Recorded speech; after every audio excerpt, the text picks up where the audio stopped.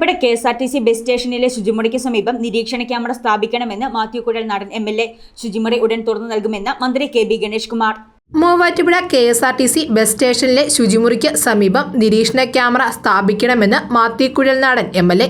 നിയമസഭയിൽ ചോദ്യോത്തര വേളയിൽ KSRTCയുമായി ബന്ധപ്പെട്ട ചർച്ചയിലാണ് മാത്യു കുഴൽനാടൻ MLA വർഷങ്ങളായി മൂവാറ്റുപുഴയിലെ ശുചിമുറി പ്രവർത്തനരഹിതമാണെന്ന കാര്യം ഉന്നയിച്ചത്.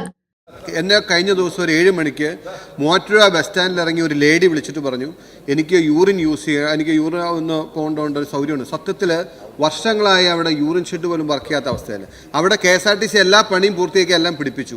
കള്ളന്മാർ അതെല്ലാം ഇളക്കിക്കൊണ്ടുപോയി. കഴിഞ്ഞ ദിവസം ഞാൻ 30,000 രൂപ മുടക്കി അതെല്ലാം തിരിച്ചു പിടിപ്പിച്ച് വാതിലിട്ട് പൂട്ടിയിട്ടുണ്ട്.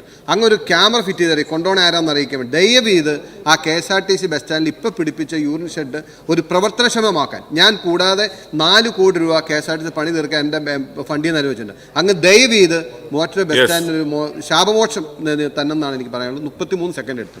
ശുചിമുറി ഉടൻ തുറന്നു നൽകുമെന്നും അത് പരിപാലിക്കുന്നതിന് സുലഭ് എന്ന ഏജൻസിയെ ഏർപ്പെടുത്തിയെന്നും ചോദ്യത്തിന് മറുപടിയായി ഗതാഗത വകുപ്പ് മന്ത്രി KB ഗണേഷ് കുമാർ പറഞ്ഞു.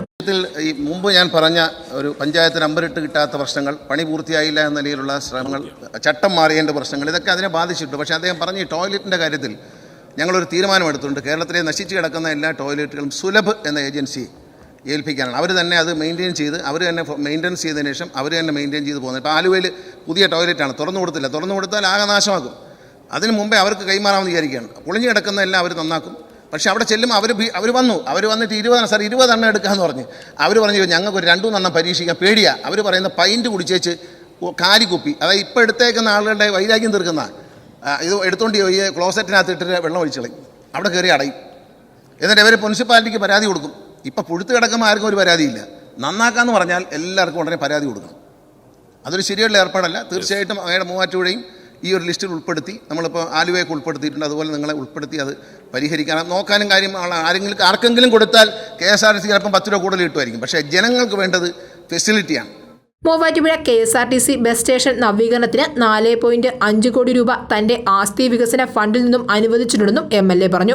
മൂവാറ്റുപുഴ ബസ് സ്റ്റേഷനിൽ ശുചിമുറി സൗകര്യം ഏർപ്പെടുത്തിയിരുന്നുവെങ്കിലും കഴിഞ്ഞ കുറെ നാളുകളായി പൊതുജനങ്ങൾക്ക് ഇത് ഉപയോഗപ്രദമല്ല. നഗരത്തിലെ സാമൂഹ്യവിരുദ്ധരുടെ ശല്യം മൂലം ശുചിമുറിയിലെ സാനിറ്ററി വസ്തുക്കൾ നശിപ്പിക്കപ്പെട്ടതിനെ തുടർന്ന് ശുചിമുറി അടച്ചിട്ടിരിക്കുകയാണ്. News desk Muvattupuzha news. എന്റെ കാഴ്ചയ്ക്ക് ചില ബുദ്ധിമുട്ടുകൾ അനുഭവപ്പെടാൻ തുടങ്ങിയത് ഈയിടെയാ. ആദ്യം ടെൻഷനായി. മകളാ പറഞ്ഞത് അഹല്യയിൽ പോകാൻ. അഹല്യയ്ക്ക് 30 വർഷത്തെ പാരമ്പര്യവും വിശ്വസ്തതയുമുണ്ട്.